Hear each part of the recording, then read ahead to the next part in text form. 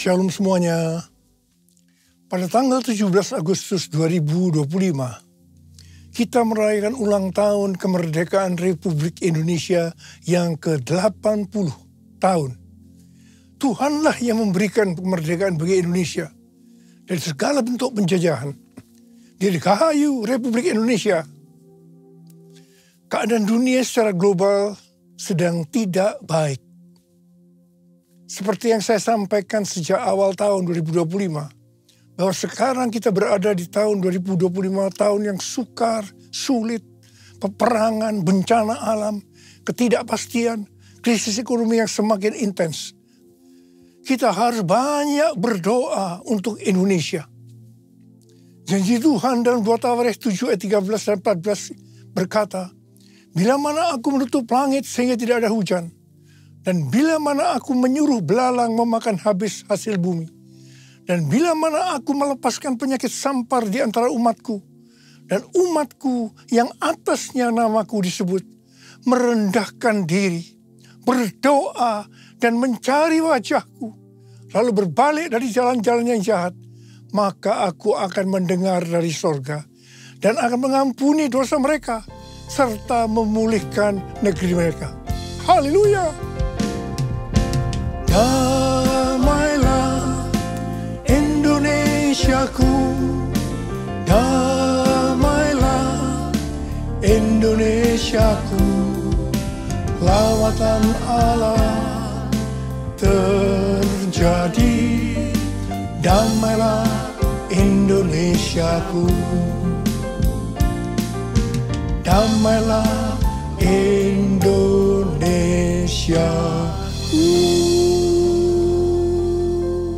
Pada bulan Agustus ini yang merupakan bulan yang bersejarah bagi bangsa Indonesia, Tuhan juga mengingatkan kepada kita yang percaya bahwa kita sudah dimerdekakan dari penjajahan hukum dosa dan hukum maut.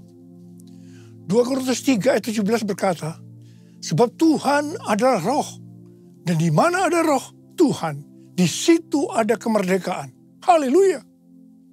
1 Korintus 3 ayat 16 berkata, "Tidak tahukah kamu bahwa kamu sekalian adalah bait Allah dan bahwa roh Allah tinggal di dalam kamu?" 1 Korintus 6 ayat 19 dan 20 berkata, "Atau tidak tahukah kamu bahwa tubuh kamu semua adalah bait Roh Kudus yang tinggal di dalam kamu, roh yang kamu peroleh dari Allah, dan bahwa kamu bukan milik kamu sendiri, sebab kamu telah dibeli dan harganya telah lunas dibayar. Karena itu muliakanlah Allah dengan tubuhmu." Kita adalah bait Allah atau bait Roh Kudus. Karena itu kita sudah dimerdekakan dari hukum dosa dan hukum maut. Karena kita adalah bait Allah atau bait Roh Kudus, maka tubuh ini bukan milik kita sendiri. Kita telah dibeli dan harganya telah lunas dibayar. Karena itu muliakanlah Allah dengan tubuhmu. Kita dibeli dari tangan iblis dengan darah Tuhan Yesus. Ya, sebelum kita percaya kepada Tuhan Yesus, kita dibawa kekuasaan iblis. Setelah kita menjadi orang percaya, kita adalah milik Tuhan Yesus. Karena itu kita harus memuliakan Allah dengan tubuh kita. Galatia 5 ayat 13 berkata, "Saudara-saudara, memang kamu telah dipanggil untuk merdeka. Namun janganlah mempergunakan kemerdekaan itu sebagai kesempatan untuk hidup dalam dosa. Melainkan layanilah seorang akan yang lain dengan kasih." 1 Petrus 2 ayat 16 berkata, "Hiduplah sebagai orang merdeka, dan jangan menyalahgunakan kemerdekaan itu untuk menyelubungi kejahatan-kejahatan, melainkan hiduplah sebagai hamba Allah." Ayat ini mengingatkan agar kita hidup sebagai hamba Allah, yaitu hidup jujur, tidak berpura-pura. Kita sudah dimerdekakan. Kita yang sudah dimerdekakan, jangan hidup dalam dosa lagi. Kita harus saling mengasihi satu dengan yang lainnya. Roma 6 ayat 22 berkata, "Namun sekarang, setelah kamu dimerdekakan dari dosa, dan setelah kamu menjadi hamba Allah. Kamu beroleh buah yang membawa kamu kepada pengudusan, dan sebagai kesudahannya ialah hidup yang kekal. Setelah kita dimerdekakan dari dosa, setelah kita menjadi hamba Tuhan, kita harus berbuah yang membawa kita kepada pengudusan dan terus-menerus dikuduskan, sehingga menjadi serupa dengan gambarnya, dan akhirnya kita mendapatkan hidup kekal selama-lamanya. Katakan amin. Dalam Yohanes 8 ayat 31 dikatakan, jikalau kamu tetap dalam firman-Ku, kamu benar-benar murid-Ku. Sebagai orang yang sudah dimerdekakan, kita harus tetap memelihara kehidupan kita, agar tetap sebagai orang yang merdeka. Karena itu, kita harus hidup sesuai dengan firman-Nya. Kerjakanlah keselamatanmu dengan takut dan gentar, yaitu dengan cara hidup sesuai dengan firman Tuhan. Kalau kita hidup sesuai dengan firman-Nya, maka kita akan mengetahui kebenaran.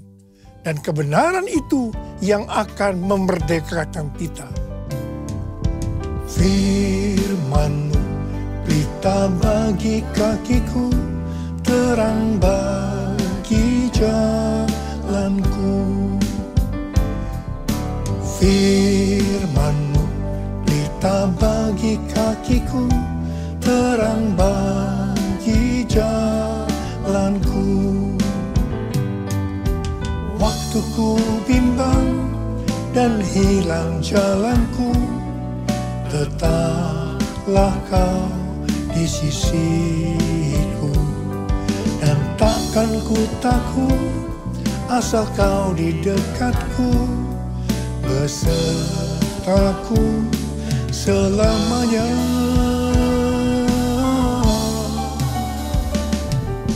Firman-Mu pelita bagi kakiku, terang bagi jalanku, terang bagi jalanku.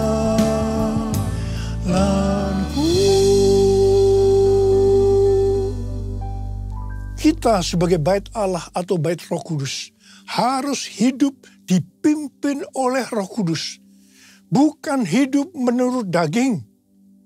Roma 8 ayat 13 berkata, sebab jika kamu hidup menurut daging, kamu akan mati. Namun jika oleh Roh kamu mematikan perbuatan-perbuatan tubuhmu, kamu akan hidup. Galatia 5 ayat 19 sampai dengan 21 berkata, perbuatan daging telah nyata, yaitu percabulan, kecemaran, hawa nafsu, penyembahan berhala, sihir, perseteruan, perselisihan, iri hati, kemarahan, kepentingan diri sendiri, percekcokan, perpecahan, kedengkian, bermabuk-mabukan, pesta pora, dan sebagainya. Terhadap semuanya itu kuperingatkan kamu, seperti yang telah kulakukan dahulu, bahwa siapa saja yang melakukan hal-hal demikian tidak akan mendapat bagian dalam kerajaan Allah. Barang siapa milik Kristus Yesus, ia telah menyalibkan daging dengan segala hawa nafsu dan keinginannya. Jikalau kita hidup oleh Roh, baiklah kita hidup juga dipimpin oleh Roh, sehingga akan menghasilkan buah Roh. Seperti yang terdapat dalam Galatia 5 ayat 22 dan 23, buah Roh ialah kasih, sukacita, damai sejahtera, kesabaran, kemurahan, kebaikan, kesetiaan, kelemah lembutan, penguasaan diri. Tidak ada hukum yang menentang hal-hal ini. Ini adalah karakter Tuhan Yesus. Kita harus menjadi serupa dengan gambarnya. Artinya harus menjadi muridnya. Saudara, goal kita sebagai orang percaya adalah menjadi serupa dengan gambarnya. Artinya kita menjadi muridnya. tugas utama kita sebagai murid Tuhan Yesus adalah menjadikan semua bangsa menjadi murid. Artinya tugas utama kita tanpa melihat profesi kita adalah menyelesaikan amanat agung. Ini aku Tuhan, utuslah aku sampai generasiku diselamatkan. Ini aku Tuhan, utuslah aku sampai generasiku diselamatkan. Sampai generasiku diselamatkan. Sampai generasiku diselamatkan. Bulan yang lalu kita berbicara tentang target penyelesaian amanat agung tahun 2033. Tuhan akan menuntun kita melalui kuasa Roh Kudus. Kita akan dituntun Tuhan melalui tiang awan dan tiang api. Pada tahun-tahun yang terakhir, kita dituntun yang pertama, everyone di Amsterdam tahun 2023. Kemudian yang kedua, everyone Asia di SICC tahun 2024. Yang ketiga, Simposium Pentakosta ketiga di Church of God, Cleveland, Tennessee tahun 2024. Kemudian yang keempat, Planet Shakers Abundance Store bersama Russell Evans di SICC pada Juli 2025 yang dihadiri oleh lebih dari 95% anak-anak muda. Pada hari Jumat tanggal 4 Juli 2025, ketika saya membuka acara Planet Shakers Abundance Store, saya mendengar teriakan cucu-cucu, "Opa, opa, opa." Itu sangat berkesan sekali bagi saya. Saya merasakan Tuhan sedang berbicara kepada saya, kamu harus membawa cucu-cucu ini untuk masuk tahun 2033 menyelesaikan amanat agung. Pada tanggal 8 Juli hari Selasa, salah satu gembala kita mendapat penglihatan yang disampaikan kepada saya bahwa dia melihat ribuan anak muda dengan pakaian prajurit yang lengkap siap berperang, menunduk ke bawah menunggu perintah dari saya. Prajurit-prajurit muda tersebut menunggu perintah, siap berperang. Dia melihat juga begitu lama mereka menunggu perintah karena mereka sudah siap berperang. Ketika saya diberitahu tentang penglihatan ini, saya doakan. Tiba-tiba saya diingatkan nubuatan Pastor Russell Evans di acara Planet Shakers yang lalu. Dia berkata begini, saya di sini untuk mendeklarasikan, untuk memperkatakan bahwa Pentakosta ketiga ada di sini. Ada di sini. Gerakan Tuhan yang terbesar akan dinyatakan melalui kehidupanmu. Kehidupanmu. Kehidupanmu. Saudara, Pastor Russell Evans datang dengan doa, pujian, dan penyembahan bersama-sama dalam unity siang dan malam. Ini adalah restorasi Pondok Daud. Pentakosta ketiga sedang dicurahkan. Dan gerakan Tuhan yang terbesar akan dinyatakan melalui kehidupanmu.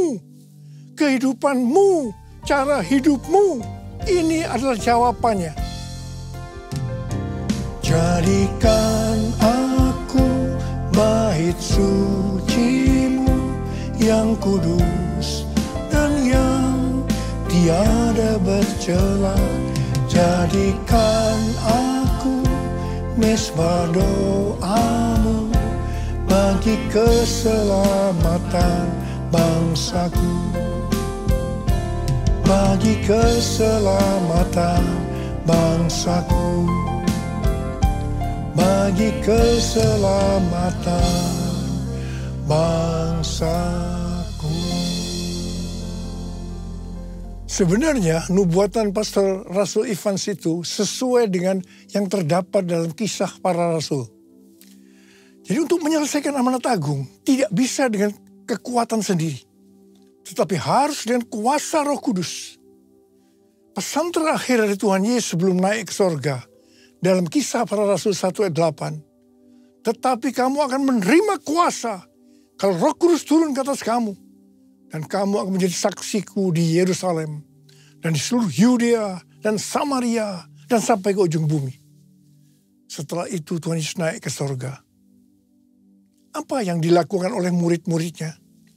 Mereka pergi ke Yerusalem dan tinggal di kamar loteng. Apa yang mereka lakukan? Mereka semua bertekun dengan sehati dalam doa bersama-sama. Artinya mereka berdoa, memuji, menyembah Tuhan dalam unity siang dan malam. Ini adalah prinsip restorasi Pondok Daud. Ini adalah prinsip menara doa. Jadi dalam menantikan pencurahan Roh Kudus yang disebutkan Pentakosta pertama, para murid melakukan ini. Setelah 10 hari, yaitu pada hari raya Pentakosta, terdengarlah seperti tiupan angin keras. Kemudian tampaklah lidah-lidah seperti nyala api, hinggap kepada mereka masing-masing. Mereka dipenuhi Roh Kudus, dan mereka mulai berkata-kata dalam bahasa roh. Setelah murid-murid dipenuhi Roh Kudus dengan tanda awal berbahasa roh, apa yang terjadi? Yang pertama, Petrus berkhotbah sekitar 5 menit. Kira-kira 3.000 orang bertobat dan dibaptis. Wow! Petrus berkhotbah dengan kuasa Roh Kudus. Pada zaman itu populasi penduduk dunia sekitar 255 juta orang. Sekarang penduduk dunia sekitar 8 miliar. Jadi 3.000 orang yang bertobat dan dibaptis pada waktu itu.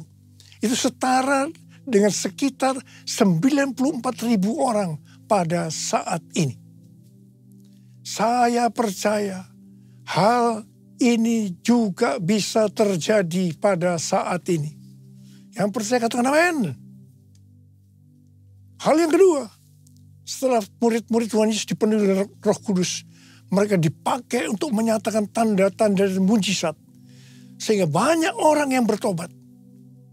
Petrus dan Yohanes menyembuhkan orang lumpuh sejak lahir.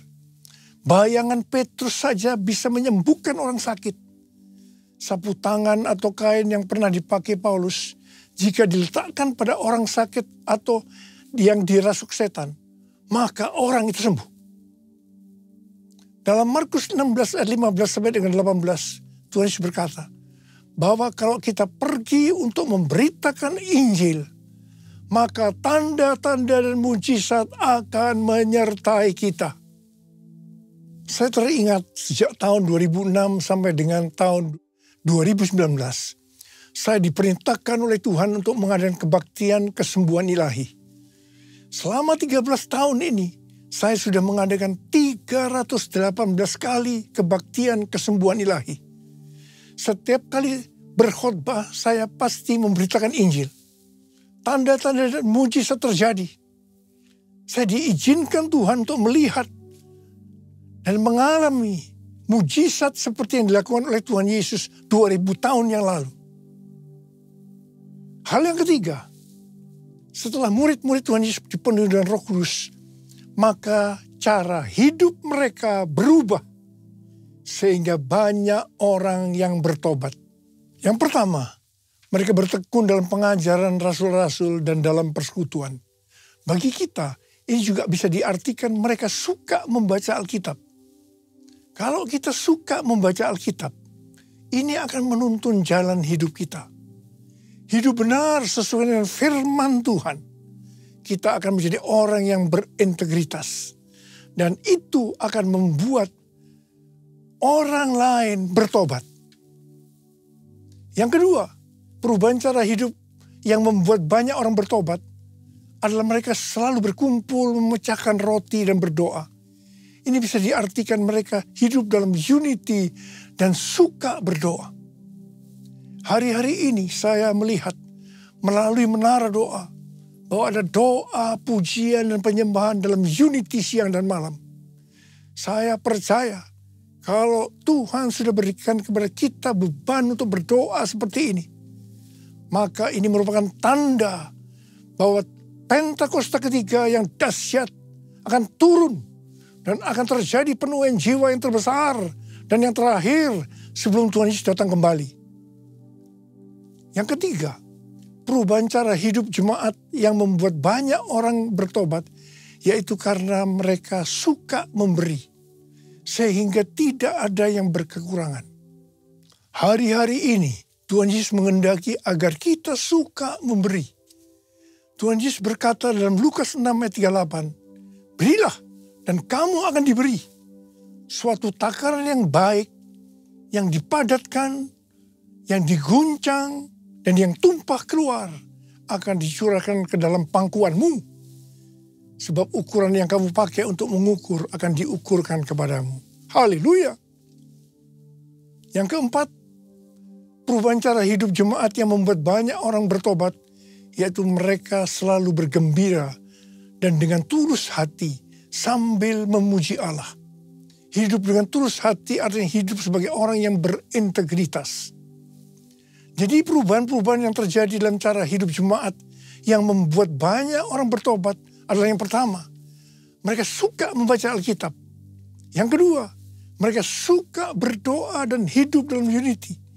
Dan yang ketiga, mereka suka memberi. Dan yang keempat, mereka suka memuji Allah dan bergembira, tulus hati atau hidup berintegritas. Dikatakan dalam Alkitab bahwa mereka disukai semua orang dan tiap-tiap hari jumlah orang yang diselamatkan bertambah. Haleluya! Tuntunan Tuhan untuk menyelesaikan amanat agung dengan target tahun 2033. Yang pertama, kita harus lebih banyak lagi berdoa, memuji, dan menyembah Tuhan dalam unity siang dan malam. Waktu kita melakukan ini, pencurahan Roh Kudus dalam era Pentakosta ketiga ini akan terjadi lebih dahsyat lagi. Itu yang akan membuat cara hidup kita berubah. Perubahan cara hidup kita akan mengakibatkan penuaian jiwa yang terbesar dan terakhir. Dan sesudah itu Tuhan Yesus datang kembali. Haleluya! Mari kita angkat tangan kita di depan Tuhan. Oh God, I worship you. Oh God, I worship you.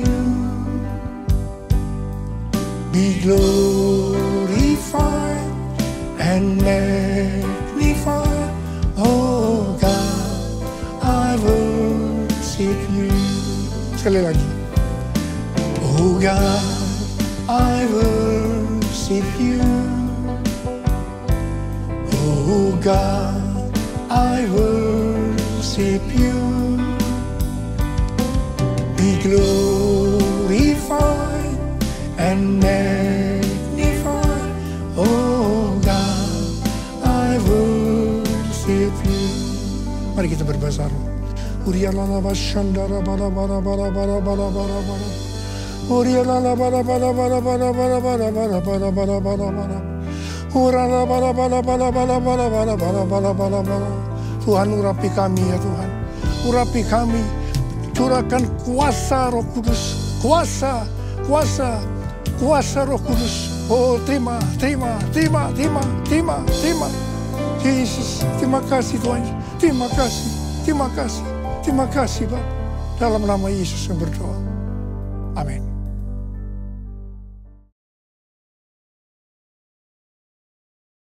Kita akan masuk dalam perjamuan kudus. Kita akan mengingat ayat ini. Sebab setiap kali kamu makan roti ini dan minum cawan ini, kamu memberitakan kematian Tuhan sampai Ia datang. Perjamuan kudus adalah perjamuan Tuhan Yesus sendiri. Setiap kali kita masuk dalam perjamuan kudus, Tuhan Yesus selalu berkata, biarlah ini menjadi peringatan akan aku. Biarlah ini menjadi peringatan akan aku. Karena itu mari, tundukkan kepala. Arahkan hati kita kepada kebaikan Tuhan. Bapa, Engkau baik. Siapakah kami ini Tuhan sebelum kami mengenal Engkau? Kami orang berdosa, upah dosa adalah mati Tuhan. Tapi Engkau yang tidak berdosa telah dijadikan dosa oleh karena kami. Engkau harus turun dari sorga mulia, mati ganti kami dengan penderitaan yang luar biasa. Sungguh kalau kami pikirkan betapa baiknya Engkau ya Aba. Kau jadikan kami sebagai anak-anak-Mu. Engkau tuntun, Engkau bela, Engkau lindungi, Engkau hajar juga kalau kami salah ya Tuhan. Itu Engkau ya Aba. Terima kasih, terima kasih, terima kasih buat semuanya. Tuhan akan memberkati kita melalui perjamuan kudus. Tapi Tuhan mau agar kita makan dan minum dengan cara yang benar. Oleh karena itu mari masing-masing introspeksi. Lihat keadaan dirimu masing-masing. Jangan menyimpan dosa. Kalau ada dosa yang Tuhan ingatkan langsung minta ampun. Ampuni Tuhan saya. Ampuni saya Tuhan. Katakan. Bapa, Engkau melihat anak-anak-Mu yang sedang minta ampun pada Tuhan. Kasihani mereka Tuhan. Ampuni. Layakkan kami untuk masuk dalam perjamuan kudus. Kami akan masuk dalam perjamuan kudus dengan hati yang penuh ucapan syukur. Dalam nama Yesus. Amin. Mari. Angkat roti di tangan kanan kita tinggi-tinggi. Sebab apa yang telah kuteruskan kepadamu telah aku terima dari Tuhan. Yaitu bahwa Tuhan Yesus pada malam waktu ia diserahkan mengambil roti. Dan sesudah itu ia mengucap syukur atasnya. Ia memecah-mecahkannya. Dan berkata, inilah tubuhku yang diserahkan bagi kamu. Perbuatlah ini menjadi peringatan akan aku. Saya dikasih Tuhan, bukankah roti yang kita pecah-pecahkan ini adalah persekutuan kita dengan tubuh Kristus. Mari kita makan dalam nama Yesus.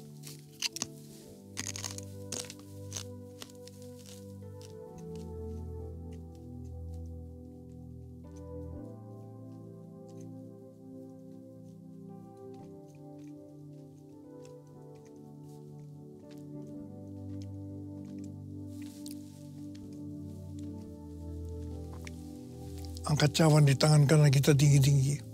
Demikian juga yang mengambil cawan sudah makan lalu berkata, cawan ini adalah perjanjian baru yang dimeteraikan oleh darahku. Perbuatlah ini setiap kali kamu meminumnya menjadi peringatan akan aku.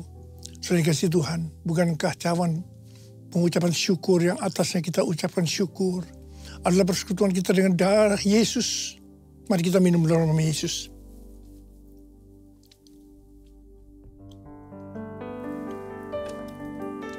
Ucapkan syukur dan terima kasih dengan suara. Tuhan, terima kasih Tuhan. Terima kasih ya Tuhan, terima kasih. Terima kasih ya Tuhan. Terima kasih Yesusku. Terima kasih Yesusku. Puji syukur hanya bagi Tuhanku. Yesusku, terima kasih Yesusku. Puji syukur hanya bagi Tuhanku. Terima kasih Yesusku. Terima kasih Yesusku. Puji syukur hanya bagi Tuhanku. Terima kasih Yesusku. Terima kasih Yesusku. Puji syukur hanya bagi Tuhanku. Puji syukur hanya bagi Tuhanku. Puji syukur hanya bagi Tuhanku.